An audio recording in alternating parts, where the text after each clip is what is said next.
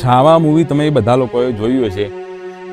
Movie તમને સારું લાગ્યું ખરાબ લાગ્યું તો મને ખ્યાલ નહીં, પણ મૂવી પરથી મેં પર્સનલી એટલું મને શીખવા મળ્યું કે બહારના જે દુશ્મન આપણને જે દેખાય ને કે તમે કોઈને તમારો દુશ્મન માનતા હોય, એ આપણો ખરેખર એટલો બધો દુશ્મન નહીં હતો કે આપણનું એટલું નુકસાન ના કરી શકે, કે એનાથી આપણને એટલો બધો ખતરો નહીં હોતો જેટલો આપણા પોતાના માણસો, જે લોકો પોતે પોતાના મિત્રો ભાઈબંધો સંબંધીઓ પોતાની જાતના ગણાતા હોય અને એ લોકો બંધ બારને આપણો વિનાશ ઈચ્છતા હોય કે આપણને ખતમ કરવા માગતા હોય, જેમ તમે છાવા મૂવીની અંદર જોઈ રહ્યા એવી રીતે કે સંભાજી મહારાજના પોતાના જ માણસો મુગલો જોડે મળીને એકદમ એટેક કરી લે છે અને સંભાજી મહારાજ તો પણ શત્રુઓ જોડે વીરતાથી લડે છે, વીરગતિને પ્રાપ્ત થાય છે.